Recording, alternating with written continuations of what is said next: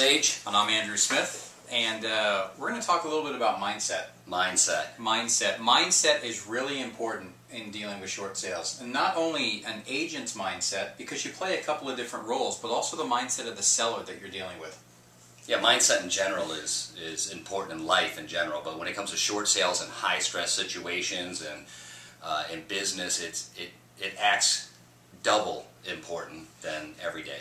It does, and I mean it's really important as an agent out there to remember you're dealing with a situation that if you've done a lot of short sales or if you've been involved in REOs, especially on evictions, that over time it's what you do. You can almost become numb to the situation, I guess is a good way of saying it. It's not that you don't care, but it's your job, and I think I told you a story once before. It's almost like there's a good friend of mine that's a response firefighter.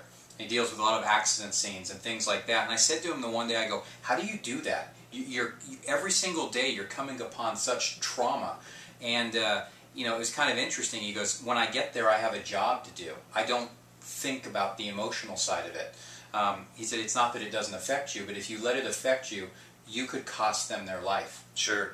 On that level, we're not going to cost someone their life, but at the same point in time, we are involved in something that's going to cost them financially. And it could be their financial life. It could be their financial Absolutely. life. So I think it's really important to keep that balance, to keep that in mind. You're going to be dealing with sellers that are going through one of the most, if not the most traumatic thing they've ever been through.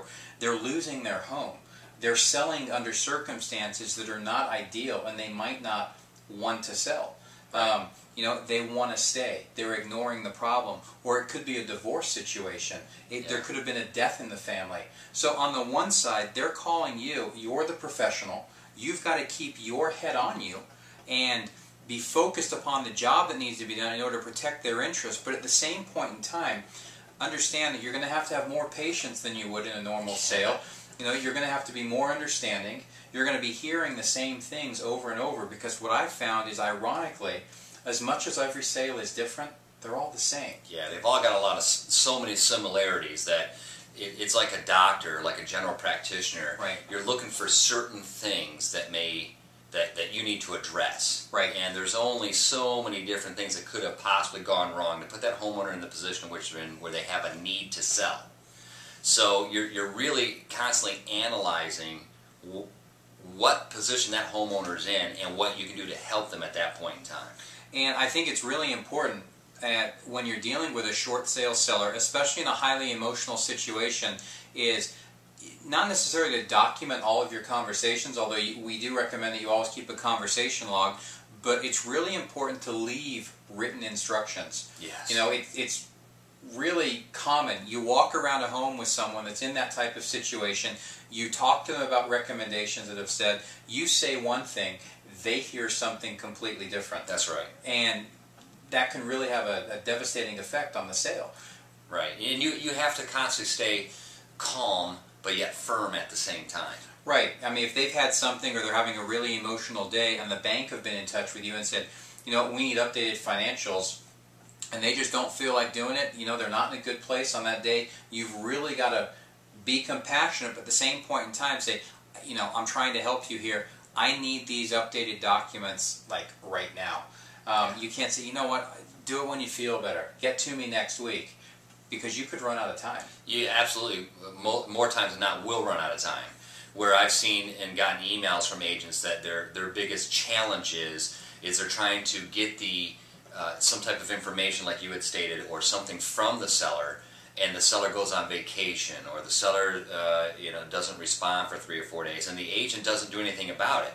You know, any of you out there that are watching this that have ever had children, would you ever say to your son or daughter, well, you spilled the milk, but go ahead and clean it up whenever you feel like getting to it? No, you wouldn't. No, it has to be done now. So that there's a balance there. I mean, as a parent, you're also not going to scream and freak out and throw things at your kids. So as an agent, you're not going to scream and freak out on your client. But at the same token, you have to be understanding but yet firm to get the job done. Exactly, and we all understand, you know, sometimes people are in this situation, they just have to get away. Yeah. You know, whether they just go, I don't know, on a drive for a couple of days type of thing, or go stay with a relative out of town, or just something. But it's really important that they stay engaged with you that entire time and let you know what's going on so that you can respond to the needs of the bank. So it's really a fine line there. You've got to work at it as an agent very carefully to kind of prepare yourself and be in a good frame of mind mentally so that you can deal with the emotional side, be compassionate, be understanding, be sympathetic if need be, but also remember why they hired you. And make sure that you're diligent, you do your job as you need to. Yeah, you've got to, you as an agent have to be totally engaged, if not more so than the homeowner a lot of times, because you're the one making the calls to the bank. Right. You're the one doing all the work to help this particular homeowner out. They also have to be engaged. So you have to create some balance. So mindset's extremely important. There has to be a calmness within you during the day. If not, it's just going to be devastation for you and your client. But at the same token, you absolutely have to be firm enough to be able to hold their hand and have them walk with you down this path, and you simply can't let go. The minute you let go, the deal more times than not falls apart. Absolutely. And on the exact same side, you as the agent, take a day off. You can't go. What? Yeah, you can't go all the time. You're going to get burnt out. You're going to be run down.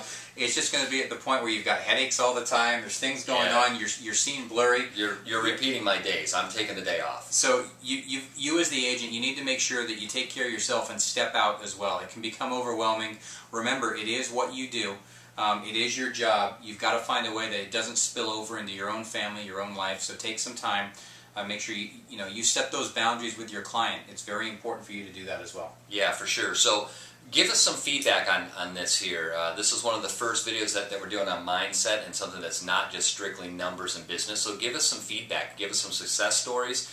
Ask us some questions. Let us expand on this if you guys really want the help on this. Yeah, and let us know what you do. How do you unwind? How do you step out of it? We'd love to hear it. So again, find us on the web, s2neg.com. And we look forward to hearing from you. Make it a great day.